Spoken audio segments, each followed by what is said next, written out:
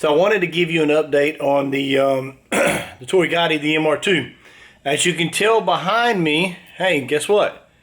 It is not in my shop anymore.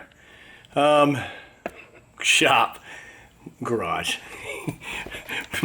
I don't know, cubby hole that we actually work in. But anyway, it's not here. So we got the engine back in it, got it all put back together, and we have basically had a few issues with it. One being that we just couldn't get it to crank. So I went into to a mechanic buddy of mine and dropped it off to him.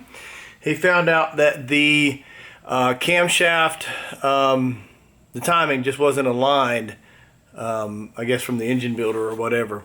So, so they had to realign all of that, and he said he's got it up and running. I'm gonna go over there and check it out. They're still doing all the camber and alignment, and they're not. I don't think they're done, but you know, sometimes you just can't wait and you want to go see it. I would love to hear it run, but we'll see how that goes. All right, I got a call from Eric the mechanic, and he has said that the car is ready to pick up. So he's already done the first break-in. So now we just need to put some miles on the car, check it out, go through it again for leaks, just any odds and ends. So Wesley's gonna come over, grab me, and pick me up, drop me off, and I'm literally gonna drive away with this thing today. And I'm gonna go put a couple miles on it and go from there, and we'll see. While I'm waiting on Wesley, basically I wanted to show you behind me, here's the parts car. So this is the little red MR2 parts car, and I'll give you a little better view of it. It's been pretty beneficial to have for a lot of little odds and ends and parts. So let me switch the camera around and kind of give you an overview of what we got.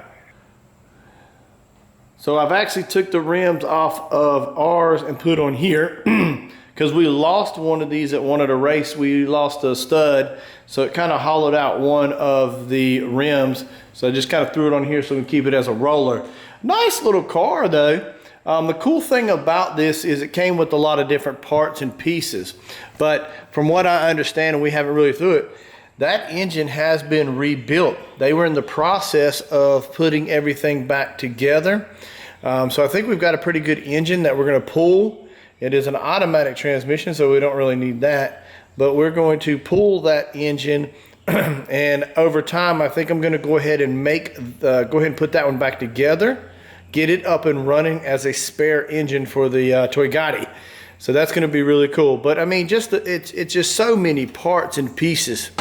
And what's funny about this car is that barely, if you look at it, it really didn't even have a dent on it. Until we checked the brakes in the trailer. Inside the trailer, they felt really good. I mean, I was inside of it, Wesley's pushing on it, wouldn't move, so we pulled it out of the trailer. I guess coming down the ramp off the trailer, the brakes just kind of gave way.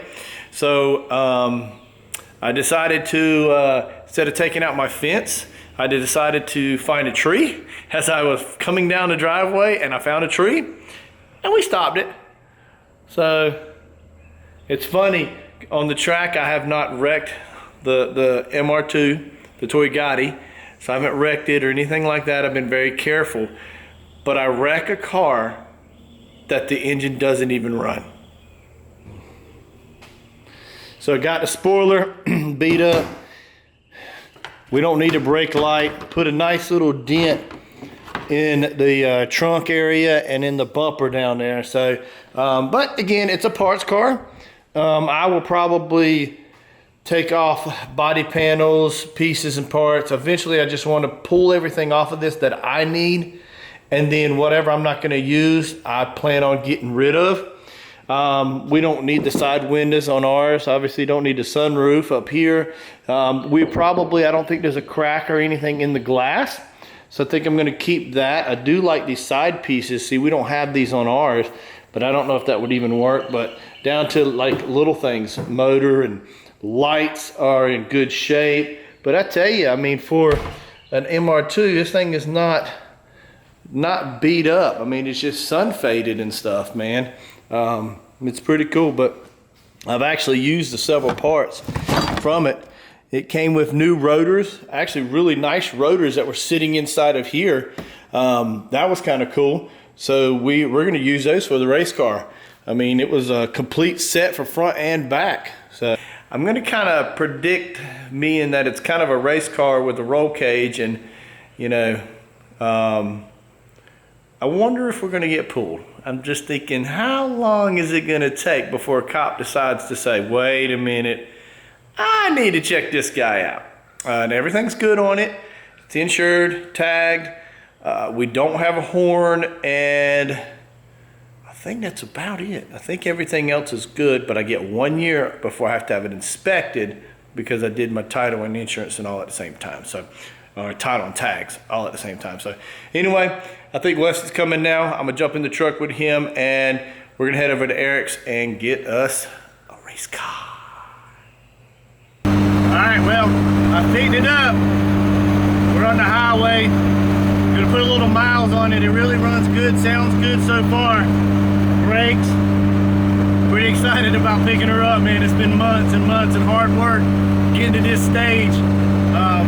It's pretty freaking cool, man. It's nice to have insurance and tags on it too to drive it around, but definitely gonna keep an eye on some of the oil pressures and gauges and stuff. So everything looks pretty good.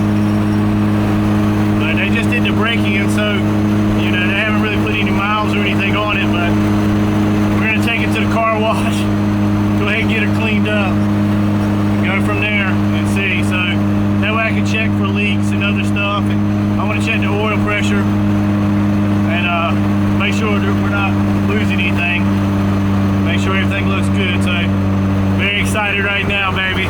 We are rolling. Hell yeah, baby, hell yeah.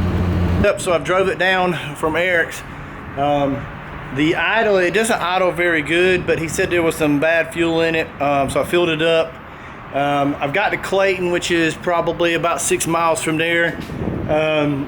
Adjusted the throttle cable a little bit, and you know, what else do you do when you get a race car but take it to the car wash? I mean, come on. We're gonna take it to the car wash. We're gonna get this bad boy cleaned up. When I pulled in here, the actual idling sounded to get a lot better. So I think it's just fuel. I'm hoping it was just bad fuel that we put in there, or a little bit that was left in there, had a little bit of water. So I'm gonna try to run that through a little bit today, put some miles on her. If I can get the idling right. If I can't, then I'm gonna take it back to my place and work on it there, because I don't want to get stranded either, man. So I'm going to get this bad boy cleaned up.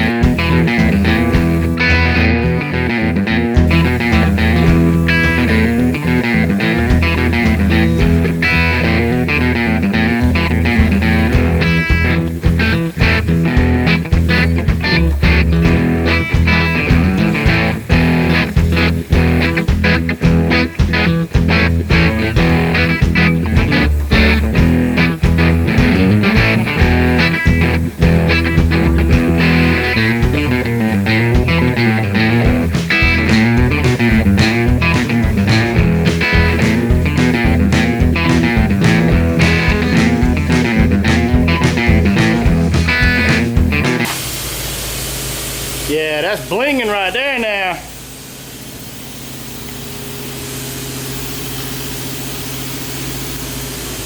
That's shiny now. Only drawback is, gets a little wet in there. But maybe I can see out the windshield now. I even got a Toygatti, baby. Polished her up. Yeah, baby. Yeah, look at the red. Whoop, whoop, whoop.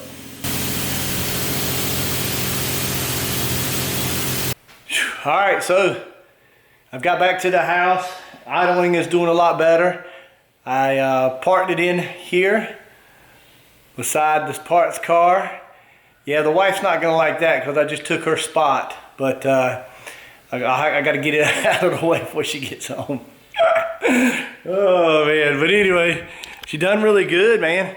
Ran her at different levels or different speeds for, you know, so much time. That's what they said, breaking in this motor.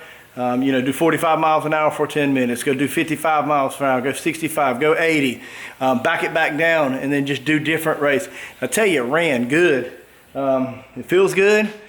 Like I said, the idling got better when I got home. I actually could take my foot off the gas.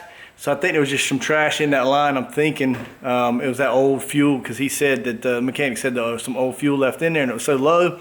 But with the new fresh fuel in there, I think it's kind of working through the system. The oil pressure gauge is fluctuating a little more than I mean, it's going out and then coming back, going out. So I know I got oil pressure, and I think it's because the plug that goes into the new sensor, just the actual metal, the wire plug thing that goes in there, it wasn't very tight. It was not, I mean, you know, I think I just want to try to solder that right onto there. And if it doesn't, you know, then we'll try it that way. I think it's just a plug, but overall she did pretty good. I probably only got 50 miles on it right now. So I'll try to, it's so hot. I mean, I'm just burning up inside that car.